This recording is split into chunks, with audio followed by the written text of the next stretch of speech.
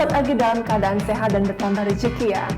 Pekan ini Lia lagi senang lihat artikel dan video berbagai tutorial seperti penyimpanan dan pengolahan buah, sayur, dan rempah. Hayo, pasti kepo kan?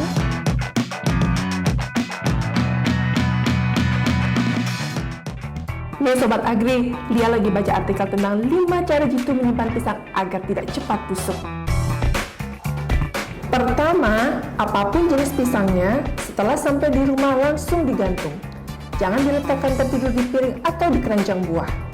Ini karena saat digantung, proses pisang melepaskan dengan gas etilen akan terhambat, sehingga kulit dan daging pisang akan tetap segar. Tips yang kedua, belilah pisang yang kulitnya masih terlihat hijau. Dengan begitu, proses penuaan kulit dan daging pisang akan lama. Tips yang ketiga, bungkus pangkal pisang dengan plastik foil atau kertas timah. Ini maksudnya sama dengan cara pertama tadi, yakni menghambat gas etilen. Kemudian tips yang keempat, simpan pisang dalam lemari pendingin. Kulitnya mungkin akan sedikit menghitam, tapi daging pisang akan tetap segar. Tips terakhir, yakni menyimpan pisang di dalam freezer atau mesin pembeku pembuat es. Tapi cara kelima ini sedikit orang yang lakuin ya. Artikel lain yang Lia baca yakni cara mudah budidaya kunyit. Kunyit merupakan salah satu rempah kaya manfaat. Bisa untuk pelengkap bumbu masakan hingga jadi obat untuk penyakit tertentu. Nah, daripada beli terus, gimana kalau Sobat Agri tanam sendiri kunyit di pekarangan rumah? Caranya cukup mudah. Pertama, bikin calon tunas baru atau rimpang dengan memotong kunyit yang terlihat banyak serat. Potong membujur ukuran 30 gram, panjang 3-7 cm.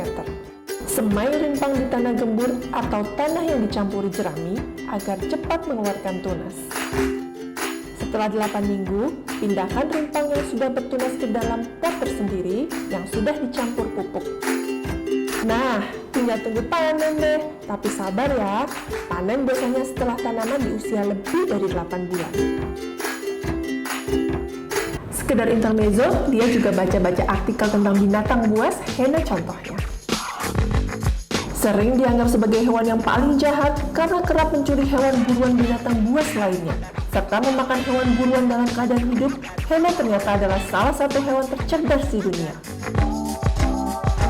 Dikutip dari berbagai sumber, perilaku hena yang terkesan licik, rakus, dan pengecut ternyata adalah insting naluriahnya yang hanya ingin menang saat berhadapan dengan lawan yang terkuat sekalipun. Selain insting tadi, hena juga adalah tipikal penyerang berkelompok. Beda dengan pola serangan singa yang membagi tugas, pengganggu, penyerang utama, dan eksekutor penggigit leher. Strategi serangan hena adalah menggigit secara bersamaan. Hal ini dilakukan agar korbannya gagal fokus. Di channel YouTube Sari Agri, petani terkena dampak asap Gunung Raung. Gunung Raung yang kakinya berada di 3 wilayah yakni Banyuwangi, Jember, dan Bondowoso, Jawa Timur, sejak pekan lalu mengeluarkan asap tebal setinggi 2000 meter. Hujan abu dari Gunung Raung yang menyebar ke 3 kabupaten tadi merusak ratusan hektar lahan pertanian. Meski kerusakan tak parah, namun petani sayur dan buah khawatir harga jual hasil panen mereka akan rendah. Masih sama dengan pekan lalu yang membahas tentang burung lovebird. Kali ini Sari Agri mendatangi langsung peternaknya. Encang Oding Red Farm itulah nama bergensi empunya peternak lovebird yang lokasinya dekat Setu Babakan, Serengseng Sawah, Jagakarsa, Jakarta Selatan ini. Kutipan tayangan ini merupakan wawancara program Suara Agri yang dipandu Dera Endah. Kepada Dera, Encang Oding berbagi kisah awal mula memelihara lovebird dari sekedar iseng hingga menjadi peluang bisnis. Sebenarnya basic perawatan lovebird untuk pemula sih hampir sama lah ya. Artinya lovebird bukan jenis burung yang sulit untuk dirawat gitu. Lovebird jenis burung yang bisa dibilang cukup mudah untuk dirawat. Artinya kalau untuk pemula dia cukup beli kalau dia mau untuk ternak, dia cukup beli untuk satu pasang. Dia harus pastikan dulu lovebird itu jantan atau betina. Boleh melalui prediksi, lovebird itu ada jenis jantan tuh ada ciri-ciri khususnya. Betina juga seperti itu. Atau mau melalui DNA.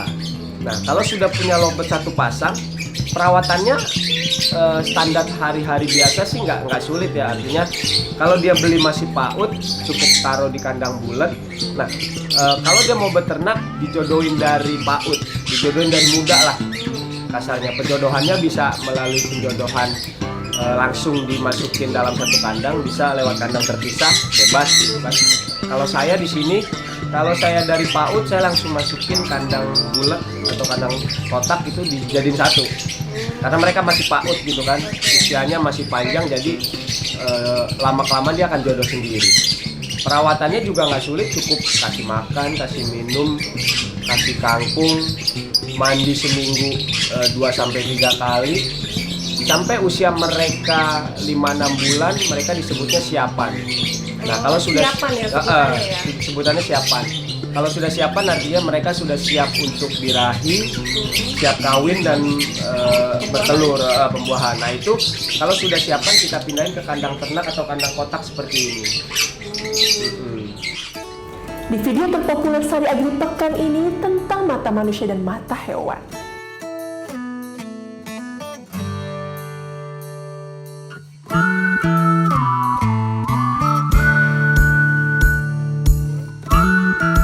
Wah, ternyata objek yang dilihat manusia dan yang dilihat hewan sama bentuknya. Namun sedikit ada perbedaan, yakni di ukuran akibat refleksi pada mata dan warna.